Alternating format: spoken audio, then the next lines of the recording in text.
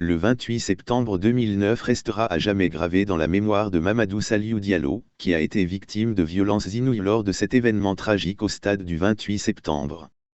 Ce 26 juillet 2023, il a comparu devant le tribunal criminel de Dixon pour parler des événements qui ont bouleversé sa vie.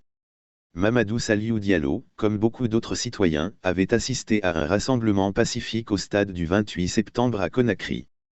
Cependant, la situation a rapidement dégénéré lorsque les forces de sécurité, notamment des bérets rouges, ont commencé à tirer sur la foule. Paniqué, Mamadou s'est joint à la foule fuyant pour échapper aux balles meurtrières. Alors que le chaos régnait et que les manifestants étaient pourchassés, une terrible bousculade a eu lieu au niveau du grand portail du stade. C'est là que Mamadou Saliou a subi une blessure extrêmement grave.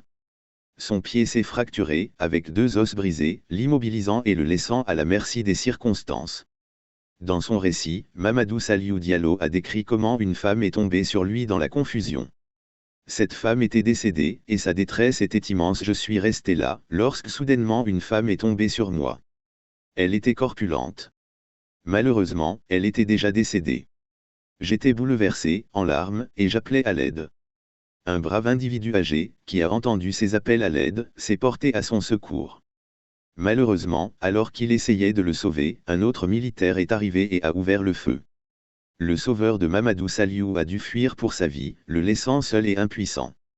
Cette victime a également raconté comment une autre manifestante avait été victime de violences brutales, illustrant l'ampleur choquante des actes commis lors de cette journée funeste.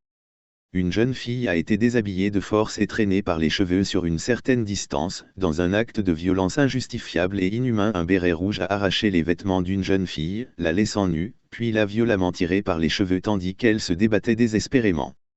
Il l'a traînée sur une certaine distance, lui infligeant ainsi une grande souffrance. Plus loin, Mamadou Saliou affirme qu'après l'attaque, la Croix-Rouge est intervenue pour secourir les blessés et évacuer les corps des victimes. Lorsque la Croix-Rouge est arrivée pour évacuer les victimes, étant donné le grand nombre de corps présents, un de leurs agents m'a remarqué et m'a relevé, alertant ses collègues que j'étais toujours en vie. Ils m'ont transporté dans leur véhicule jusqu'à l'hôpital d'Onka pour recevoir des soins intensifs.